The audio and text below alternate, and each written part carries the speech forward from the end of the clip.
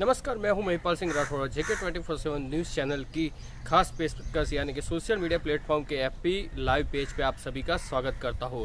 और आज की पेशकश में आपको बताना चाहते हैं कि जिस तरीके से पिछले 24 घंटों में कोरोना के आंकड़े 75,000 के सामने आए हैं, लेकिन देखा जाए तो पिछले एक हफ्ते से जो आंकड़ा है 80,000 से ऊपर जाता नज़र दिख रहा है। यानी कि इसकी वजह से कहीं ना कहीं कोरोना के केसेस बढ़ते जा रहे हैं। कोरोना के संक्रमित आज बाजार में ऐसे ही घूमते दिख रहे हैं, और जो कि सोशल डिस्टेंसिंग का पालन न होना एक बहुत बड़े चिंता का विषय है। क्योंकि जिस तरीके से अभी भारत देश की बात करें तो अभी पूरी दुनिया में आज दूसरे पायदान पे आ गया है, और उसके बाद में ब्राज़ील आता है, और हमारे से पहले यानी कि अमेरिका की बारी आती है। यानी कि एक नंबर पे अभी अमेरिका है। लेकिन कुछ दिनों में अगर जो इस तरीके के हालात रहे तो आज अमेरिका और ब्राज़ील के वहाँ पर केसेस बहुत ही कम आ रहे हैं, लेकिन उसकी कंपैरिजन में हमारे भारत देश में केसेस ज़्यादा आ रहे हैं, जिसकी वजह से वो समय देर नहीं है, समय आते देर नहीं लगेगी कि जब हमारा नंबर पूरे विश्व में कोरोना केसेस के मामले में नंबर 1 पे होगा। लेकिन आज दुनिया और देश भी कहीं ना कहीं कुछ ना कुछ, सरकार भी ऐसे चुप नहीं बैठी है। कोरोना को रोकने के लिए नए नए प्रयास कर रही है और नए नए नियमों को भी ला रही है। साथ ही साथ में उसको रोकने के हर संभवतः प्रयास कर रही है।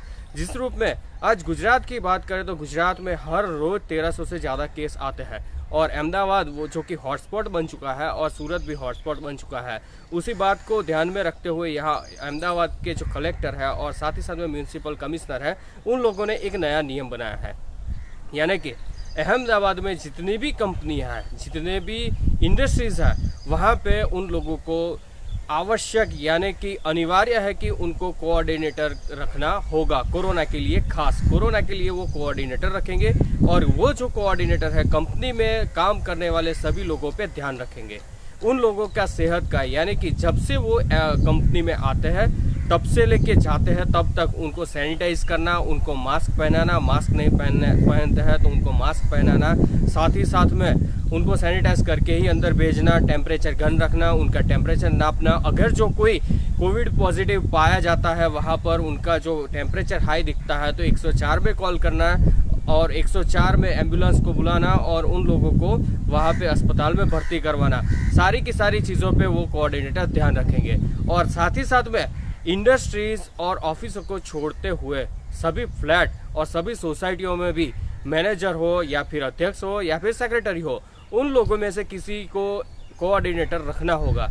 और ध्यान रखना होगा कि कोई भी जो कि सोसाइटी में प्रवेश करता हो या फिर अपने फ्लैट्स की सोसाइटी में प्रवेश करता हो तो उनका टेम्परेचर नापा जाए, उनको सैनिटाइज किया जाए। अगर मास्क नहीं है तो उनको जुर्माना दिया जाए या फिर उनको मास्क दिया जाए। ऐसी पूरी के पूरे प्रावधान है और उनका ध्यान रखना होगा। अगर जो कोई मान्यता नहीं है, यानी कि कोई भी मानने से मना करता है कि हम मास्क नहीं पहनेंगे, सैनिटाइजर नहीं लगाएंगे, या फिर कोई भी चीज़ ऐसी है जो गाइडलाइन सरकार ने बनाई है हम मानने को तैयार नहीं है, तो सीधा वो असिस्टेंट म्यूनसिपल कमिश्नर को कॉल करके उनकी शिकायत कर सकते हैं। साथ ही साथ में ये सारी चीज़ों का ध्यान रखते हुए ही उनको आगे बढ़ना होगा। और अगर जो कोविड संक्रमित कोई भी पाया जाता है तो तुरंत ही 104 पर कॉल करें और एम्बुलेंस बुला के उनको भर्ती करवाएं। साथ ही साथ में जो भी लोग यहाँ पे क्वारंटाइन रहता है, क्वारंटाइन लोगों की सारी यहाँ पे इंफॉर्मेशन है वो सरकार को देनी पड़ेगी, यानी कि म्यूनसिपालिटी को देनी पड़ेगी।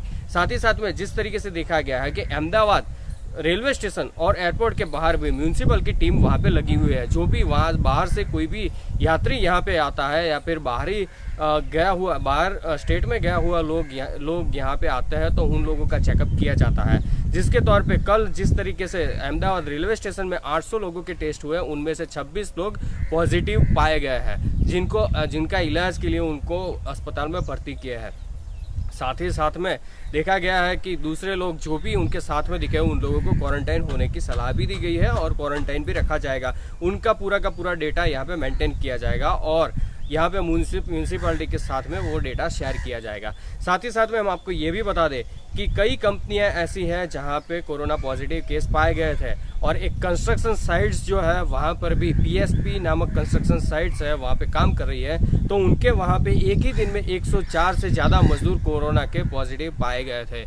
यानी कि उनके ऊपर भी बड़ा सा जुर्माना देकर एएमसी ने उनके ऊपर कार्रवाई की है, उनको जुर्माना भी लगाया है। और अब से हर एक कंस्ट्रक्शन साइट हो, जहाँ पे मजदूर हो या फिर कोई भी कारीगर काम कर रहा हो, तो उनके ऊपर जांच रखी जाएगी। वहाँ पे सोशल डिस्टेंसिंग का पालन करवाया जाएगा, मास्क पहनाया जाएगा, सैनिटाइज किया जाएगा, बाद में ही उनको काम करने दिया जाएगा।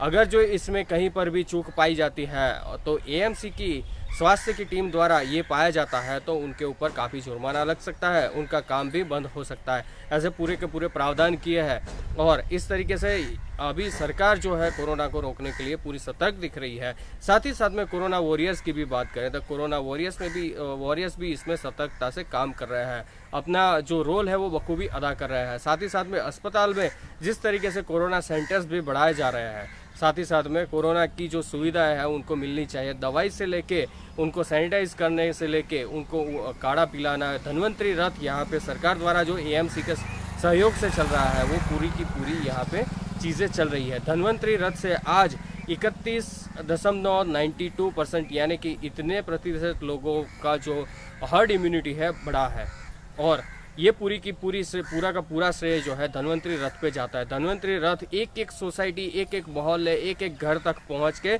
सब लोगों को काढ़ा पिला रहा है और आयुर्वेद से सब लोगों को कोरोना भगाने की पूरी मार्गदर्शिका दे रहा है।